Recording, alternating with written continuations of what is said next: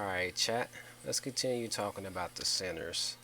Go ahead and get into the mid-range scores.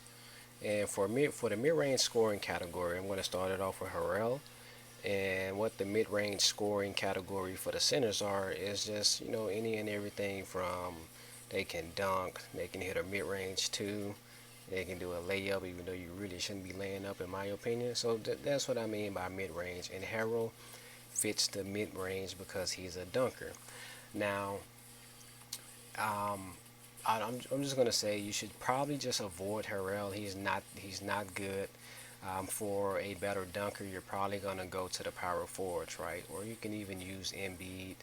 But I do try to find positivity into the ballers, and I will tell you to at least consider getting him to R5 just so you have him at R5 because you never know who's going to get buffed, who's going to get nerfed, and whose stats are going to increase throughout the season. So just put that out there.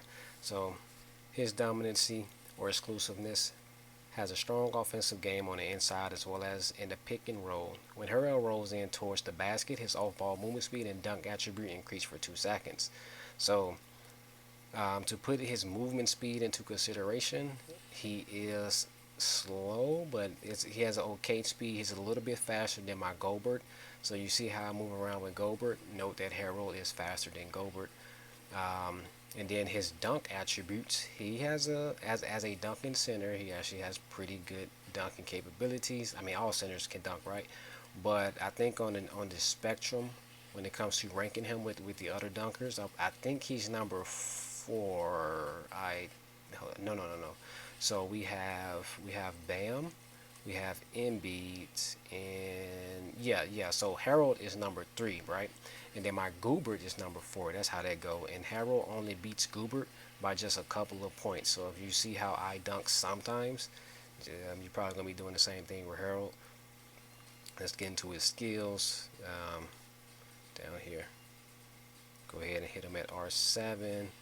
Again, if you're pushing rank, I think that you need to be at R5 minimum, and if you choose to go for R7. So note that his height is 6'7" and my bad, chat, I'm still at work. Let me mute that real quick. Yeah, so his height is 6'7", so he's too small to guard K Towns. He's going to give K Towns the advantage. And then because I already talked about the speed, just a little bit faster than my Gobert. No 3-point. Mid range is okay, but again, he's a dunker. His dunker is pretty high. Third dunking capabilities out of all of the centers. Really shouldn't be laying up, but it's pretty up there. Doesn't have any dribbles. His pass is trash. His steal is okay. It's 10 points more than my Gobert steal. So if you see how I sometimes get a steal with Gobert, you might get lucky and get a steal with Harold. He's not really going to be blocking shit. His defense is mid tier, so really is kind of going to have a hard time defending. I will say that he has a better defense than K Town, and there's a lot of K Town's users. So if you know what I'm saying, if you feel comfortable working defense as a K Town player, you might actually feel comfortable working defense as a Harrow player because his defense is higher than K Towns. His rebound, absolutely trash. His rebound it's not the worst. He's like one away from the worst, right? So the worst is actually Lopez.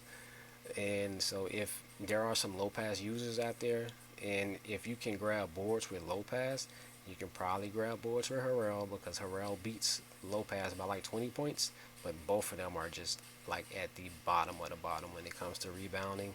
But just to put that into perspective, he can beat Lopez when it comes to rebound. Hoop giant doesn't matter. He's literally 6'7". Box out master, pick and roll, dunk monster, poster printer. You want the poster printer on all of your main dunkers. You need to posterize the opponent, or you're just going to get your shit blocked by go-birds like me. So if you can't posterize them, or you don't even have the poster ability, don't even put them in the dunk category. That's my opinion. Pro dunker, elite rebounder, he won't be rebounding too much. He has an alley-oop, but it is a level 1. Box out counter 1, so he will be getting boxed out. tomahawk dunk, reverse dunk, put back dunk, and a hook shot. And then those are his shooting capabilities or his heat map. He has a 3 point in there, I guess. I mean, I want to really be trying not with these 3 point stats at 280, but for some reason it's on the heat map. I don't know. You can you can try it. You go to practice or something and try it. But yeah, yeah, you really shouldn't be using Harrell. But if you are going to use him because you like to dunk for some reason and you just want a cheap dunker, he's a good cheap dunker. I'll give him that. There's three people that you can put him up against. Of course, the first one is going to be Jokic because we all know Jokic can't defend shit. The second one is going to be Sabonis, and believe it or not, y'all, Harrell can dunk on K Towns. Now I know that's going to upset some people, but yes, Harrell can dunk on K Towns. If you don't believe me, go try it for yourself. But with that, I'm out. There's not too much to say about Harrell.